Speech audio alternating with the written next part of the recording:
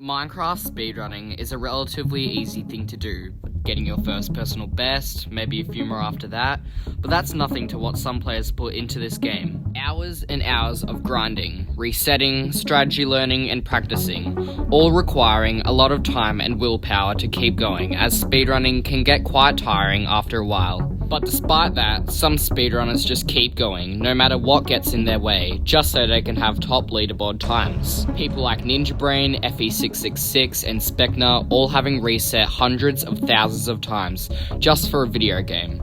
But doesn't that seem like a little too much? It's just a game after all.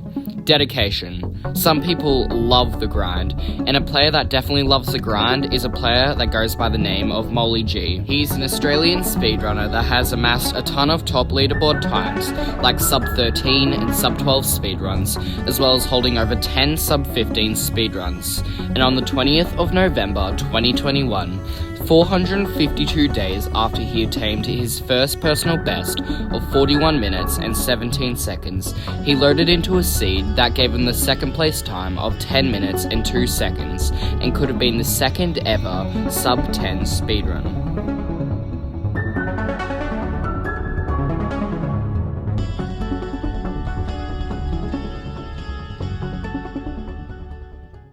I quickly want to go over what made this run almost sub 10 and how good of a seed you actually have to roll to get times like this. Village overworlds or ocean overworlds are definitely the meta at this point, and by village or ocean overworld I either mean a village with a blacksmith or an easy way to enter the nether on sub 3 enter pace, or an ocean with a shipwreck that has enough iron to craft tools, bucket and a light, as well as a magma ravine enter nearby. If you have a good PC, you should be able to load seeds like this every once in a while, using things like multi-instancing, which is where you have multiple Minecrafts loaded at once so you can reset much faster, or you could use macros, which allows you to reset as fast as possible, but with only one Minecraft loaded. Of course, as well as using a macro, you can also use multi-instancing as well at the same time, but that requires a super beefy PC. You could get a really good overworld, sub 3 or maybe even sub 2, but get rolled on the nether. While there are multiple strategies to find bastions and fortresses, helping save quite a lot of runs, but for a run such as sub 12 or sub 11 or even sub 10, you want something called a bastion. A bastion is a bastion and fortress in close proximity of each other, allowing for extremely fast nether splits if played right, and if you get a fast enter on top of that, then you are on an amazing pace to run. But just because you get a bastion, that doesn't mean you're going to get an extremely fast time. While it might help in an extremely big way, if not played right, you could die in the bastion or the fortress, or blind travel at bad coordinates and be really far away from the stronghold, or be played really good but fell under the pressure of being on a great pace to run. Now that we have seen some of the priorities in a quick run like a sub 11 or sub 10 speedrun, and some things that can happen to kill the run even if you load a seed like this, let's go through MoleyG's 10 minute and 2 second 1.16 RSG PB.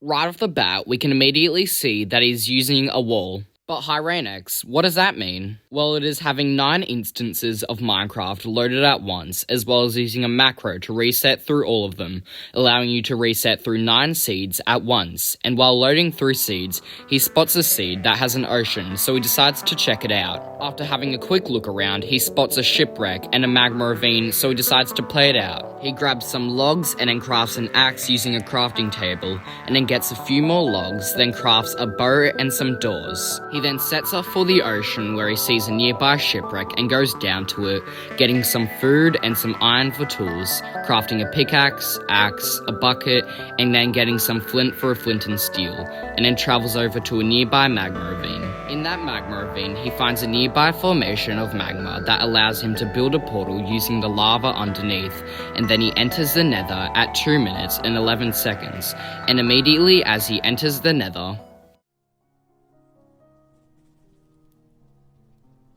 oh shit. Oh shit.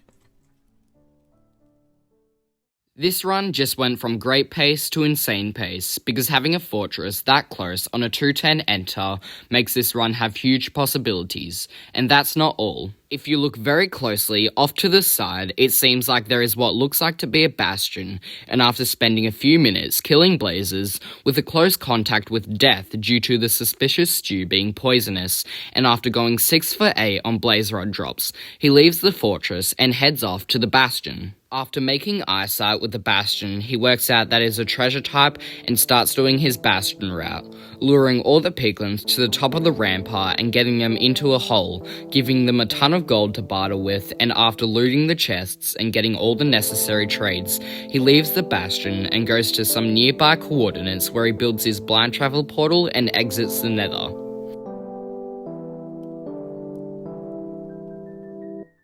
In the overworld, he throws an Eye of Ender and follows the direction that it leads him, and after about 100 blocks of running, he throws another Eye of Ender, with the angle change being huge. Oh my god! Knowing that the stronghold is super close to him, this run has gone from insane pace to out of this world pace, with the time being sub 7 minutes and the stronghold only being a few hundred blocks away, making this pace a possible sub 10 speedrun. So without hesitation and with a nervous as well as shocked look on his face, he focuses up and travels a little bit further, throwing a few more Eyes of Ender until deciding to dig down in a random chunk, hoping to hit the stronghold, which he does, entering the stronghold and then searching around, and after about 45 seconds to a minute of relatively good stronghold navigation, he finds the portal room, filling in the end portal frames with Eyes of Ender and entering the end sub 10 minutes. With the pace that MoleyG is currently on, it's extremely okay for him to be nervous, and if he manages to pull this off, then props to him, because not many people would be able to pull this type of run off with the amount of pressure. And with that, MoleyG runs to the center of the end island and sets up his one cycle, then goes off to the side to craft some beds and then waits for the dragon to perch, and after waiting a few seconds, he sees the dragon perch, running to the center of the island and pulls off the most important one cycle of his life.